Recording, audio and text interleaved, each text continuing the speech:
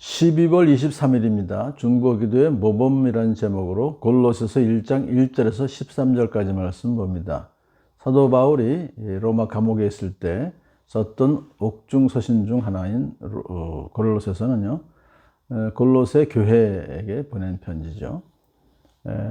그 교회가 에바브라가 전도해서 세운 교회인데 상당히 참 믿음, 소망, 사랑 이것이 참 있었던 좋은 교회입니다. 그런데 그 안에 불순 세력들이 또 들어왔어요.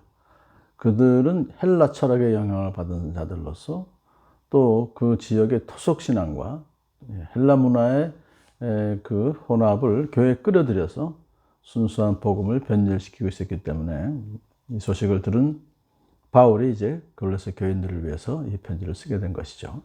이렇게 이제 시작하죠. 하나님의 뜻으로 말미암아 그리스도 예수의 사도된 바울과 형제 디모데는, 바울이 자기 자신을 사도라고 밝힌 이유는 이제 자기는 사도의 정당한 권위를 갖고서 이 편지를 쓴다라고 그들을 이제 가르치기 위해서 쓰는 것이기 때문에 그렇죠. 그리고 제자 디모데를 또 형제 디모데라고 해서 같이 발신자로 한 것은 골로새 교인들은 디모데를 잘 알고 있습니다.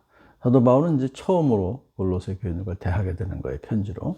그때 잘 모르는데 반해서 디모데는 잘 알기 때문에 친근감을 주기 위해서 이제 디모데까지 같이 발신자로 썼죠.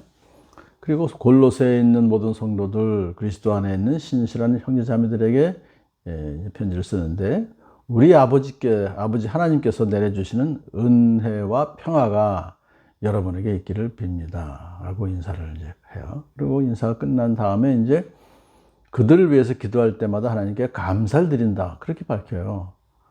왜 그 감사를 드리냐 하면은 우리는 그리스도 예수에 대한 여러분의 믿음과 모든 성도를 향해서 여러분이 품고 있는 사랑을 전해드렸습니다. 그러니까 골로새 교회의 교인들에게는 믿음이 있었고 또 사랑이 있었다는 걸 전해들었다는 거죠. 그리고 이 믿음과 사랑은 여러분을 위하여 하늘에 쌓아두신 소망에 근거합니다.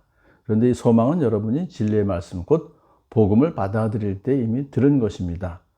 그러니까 하나님 나라에 대한 소망을 근거로 해서 믿음과 사랑이 생겼다는 거예요. 그러니까 이제 믿음, 사랑, 소망, 이 세 가지 모두 여러분이 갖고 있는 것을 하나님께 감사합니다, 그렇게 시작합니다.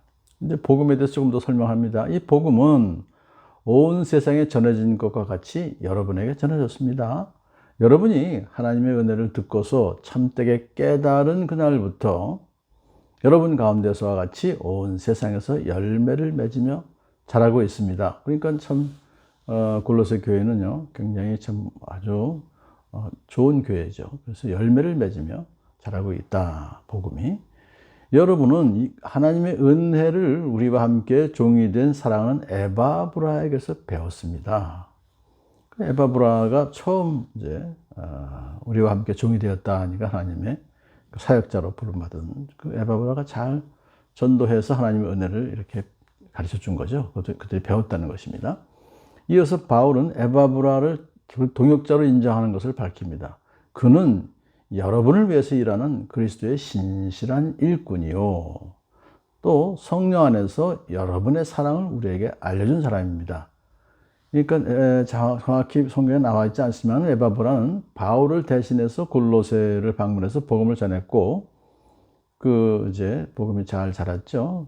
바울에게 되돌아와서 골로새 교회 상황을 잘 이제 이야기해 준 거죠. 그러니까 그들에게 사랑이 이제 있다는 것이 하나의 증거로서 이제 이렇게. 근데 이 사랑이라고 하는 것은 에로스 사랑이 아니죠. 인간의 사랑이 아니라 하나님의 사랑, 무조건적인 아가페 사랑을 여기서 그 골로새 교회 안에 있었다 하는 것을 들었다는 거예요. 그러므로 우리가 여러분의 소식을 들은 그날부터 우리도 여러분을 위하여 쉬지 않고 기도합니다.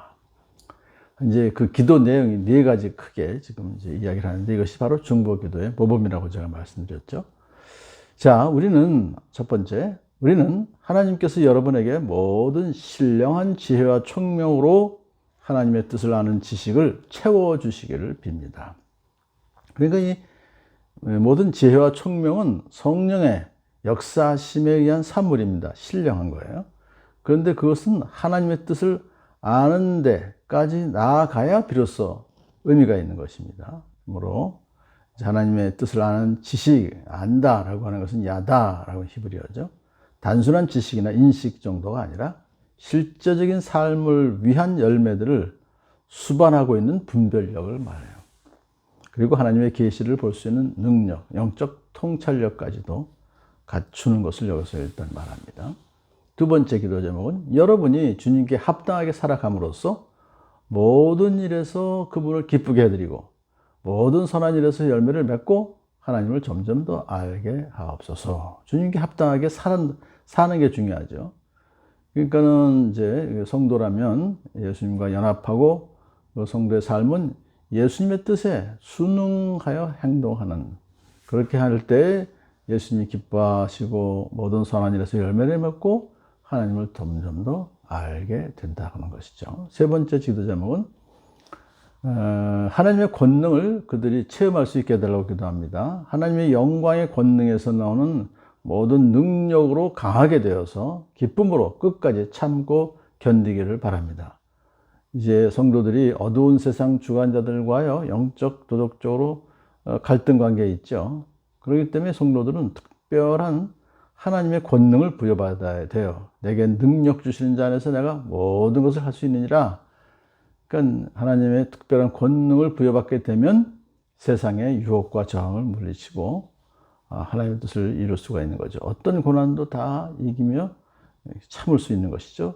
그러니까 하나님의 권능을 부여받아야 모든 고난을 기쁨으로 참고 견딜 수 있게 해달라, 그런 것입니다. 네 번째로는 그리하여 성도들이 받을 상속의 몫을 차지할 자격을 여러분에게 주신 아버지께서 여러분이 빗속에서 감사를 드리게 되기를 우리는 바랍니다.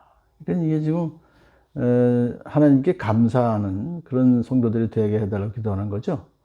왜냐하면 우리 골로새 교인들이나 우리 성도들은 다 예수님 믿음으로 하나님 자녀로 받아들여졌어요. 그래서 우리는 하나님을 우리 아버지라고 자신 있게 부를 수 있게 된 것을 감사하게 하옵소서. 근데 아버지께서 해주시는 일은 아버지께서 우리를 암흑의 권세에서 건져내셔서 자기의 사랑하는 아들의 나라로 옮기셨습니다. 옮겨주셨다, 이게 과거 동사입니다. 그래서 우리가 예수 믿을 때 벌써 이미 우리는 사단의 나라에서 건져내셔서 그리스도의 나라, 하나님의 나라로 옮긴 바가 되었다. 소속이 완전히 바뀐 거예요. 자, 그런데 한 가지 더 아버지께서 해주시는, 우리는 그 아들 안에서 구속, 곧 죄의 사함을 받았습니다. 그러니까 예수님 안에서 우리는 자유함을 얻게 되었고, 또 더 이상 죄가 우리를 지배하지 못하는, 그래서 죄가 더 이상 우리를 하나님과 갈라놓지 못하게 하는 죄의 사함을 받았습니다. 그래서 우리는 하나님께 그래서 그것을 알고 하나님께 더 감사하게 하옵소서. 네 가지 기도 제목이죠. 지혜와 총명을 더 주셔서 하나님 아는 지식으로 채워주세요. 또 하나님께 합당하게 살아감으로써 모든 일에서 주님을 기쁘게 해드리고 모든 선한 일에서 열매를 맺고 하나님을 점점 더 알게 해주세요. 또 하나님의 모든 권능으로 강하게 되어서 기쁨으로 끝까지 참고 견디게 해주세요. 아버지 하나님의 사랑을 우리가 감사하게 해주세요. 네 가지 기도 제목을 가지고 우리에게 중보 기도하는 저와 여러분 되기를 간절히 소원합니다.